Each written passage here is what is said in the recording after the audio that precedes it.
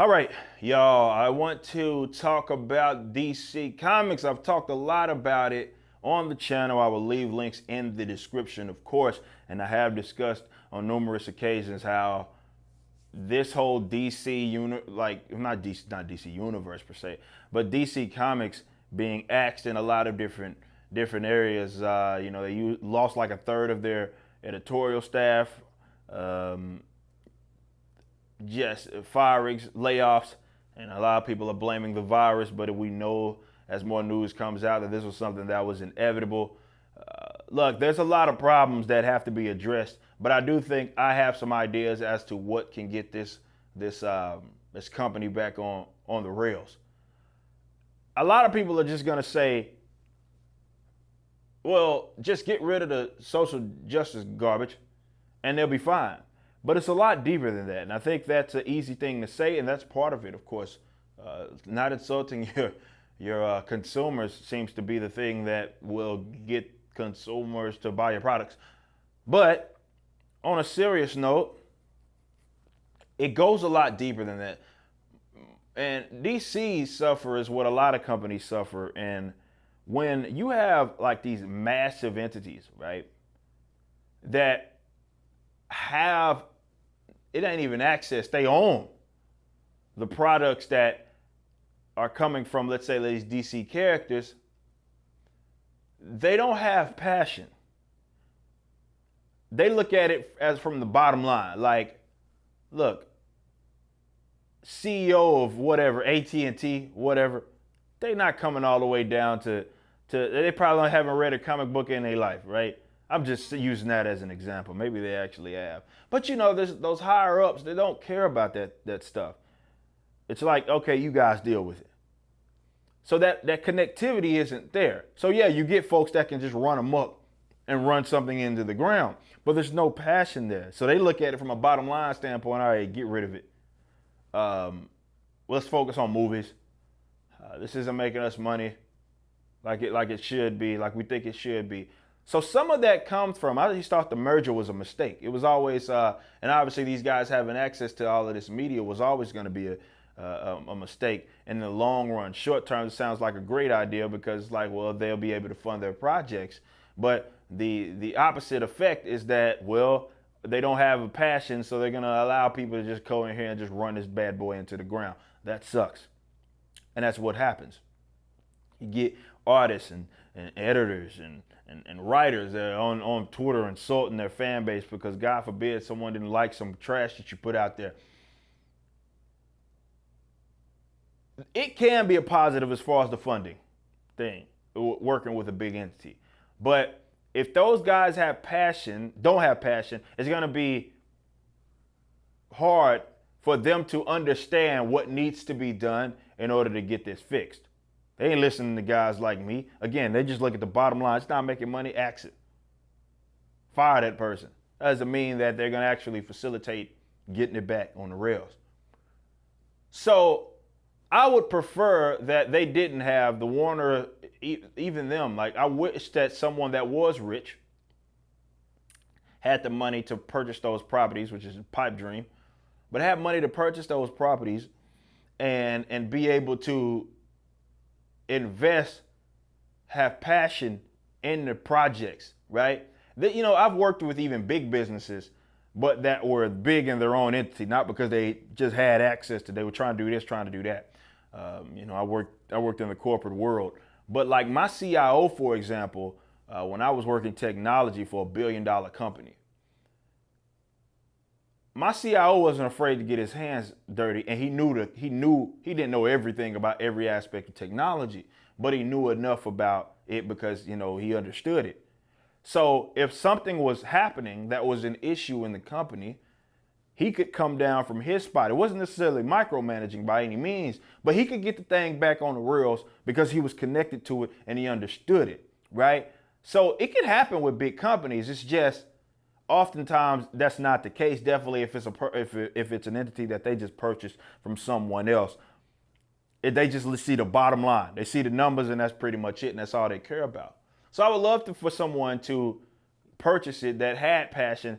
enough to get it, like actually cared about the product, didn't look at it from, oh, well, it's just a bottom line, it's just a way for us to make some money, and looked at it from a standpoint of, if we just had passion in the project and we actually put effort into it, we're gonna make money, and we're gonna make lots of money because we're giving the consumers what they want.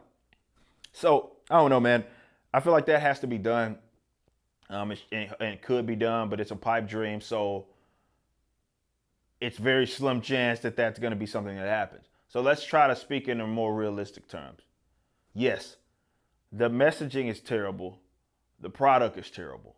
And not terrible. Like, all right, so I would say that DC Comics right now is actually, from a comic book material standpoint, I'm talking about the books here, they're in a better spot than Marvel. There are better books being put out than Marvel.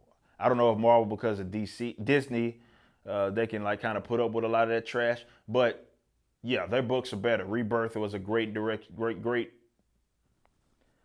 spot, right? You're going in a great direction after New 52, which was a damn disaster that shouldn't have happened.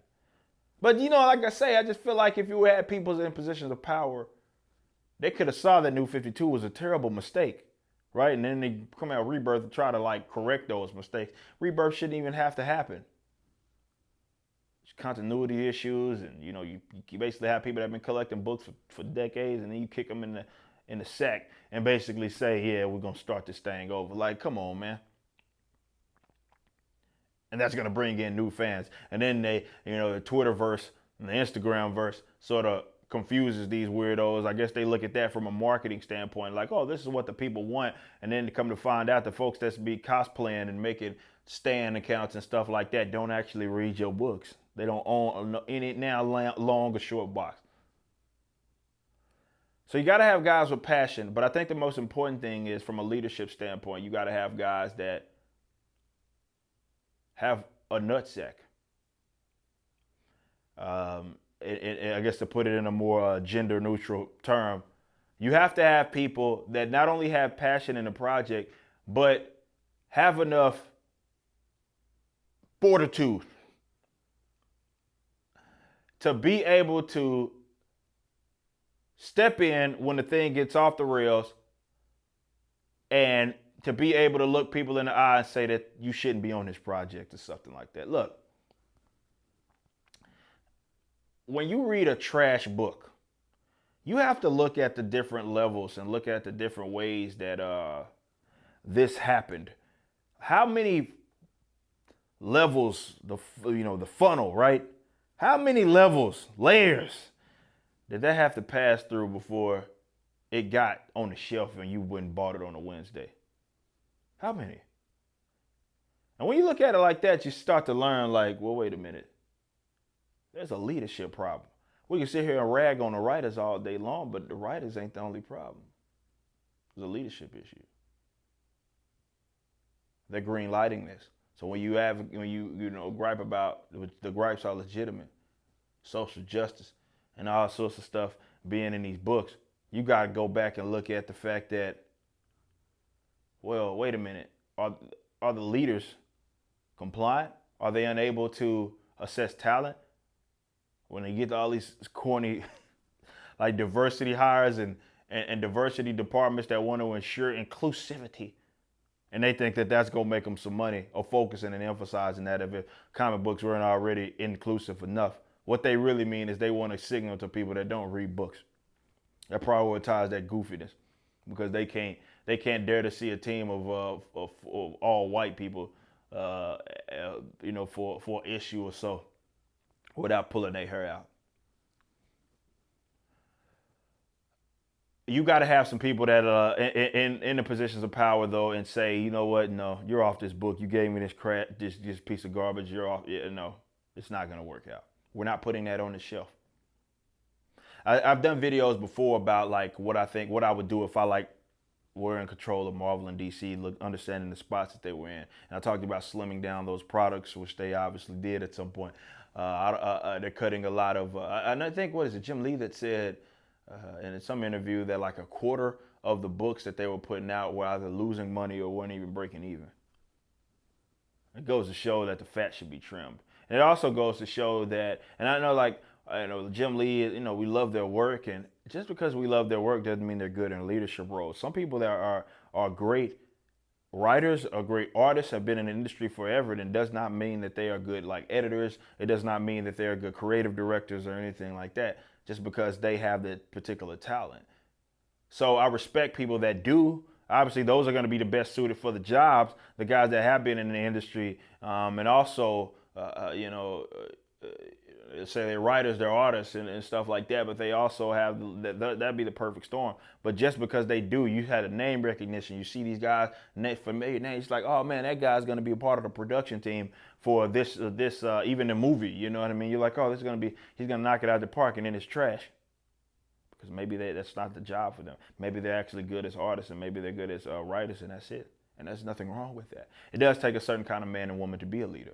Talk about this being in management for as long as I've been in the gym industry, and that was my first real career. Like my career as with actual wearing the pants. You know what I'm saying, being a man, being a general manager, and it's like not everybody's built for that type of stuff.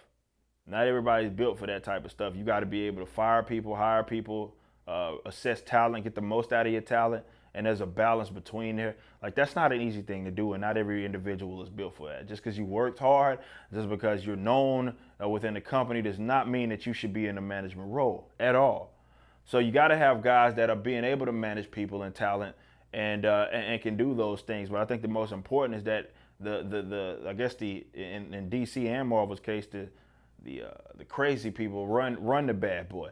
So it reflects in the content. Look, when it comes to, if DC was making money, what happened recently wouldn't happen. Like if their branding was making money, definitely in the comic book space, like it should be, they wouldn't have cared. And it's not because there aren't people that are willing to buy your product. That's bogus. I know a lot of folks look at everything else has become digital, and then of course they blame it on the virus, but everything's become digital and things of that nature, and that's why folks aren't buying the comics as much, and that's just bogus. You just kicked out the people that, and you've done it actively too, where you're trying to push out your core consumer base, trying to appeal to a bunch of weirdos that don't read books. Comic books is about having a physical copy. I'm not saying there aren't people that read digital copies. I do digital copies for the sake of doing like easier like content for you guys. But it's about having a physical copy. That is always going to be around. I think if anything, that sort of thing increases. And you also see when people like when companies put out like reprints, how many people go buy those? Like it's a content problem. And again, that goes back to the folks that don't have a passion enough to acknowledge that, because they think that it's something wrong with us, right? You as an individual don't like this material, so they say we're toxic. They say I'm toxic and I'm not attracting the fans, or I'm kicking them out. It's like no. I'm the one that's been around. I'm the one that's at the comic book shop every Wednesday. Like that's me and people like me. It ain't y'all weirdos or the weirdos that you're trying to appeal to. It's not them. It's us. The problem isn't that we exist and we call out this trash when it's trash. The issue is that there's so many people that refuse to acknowledge the content problem that exists within comic books.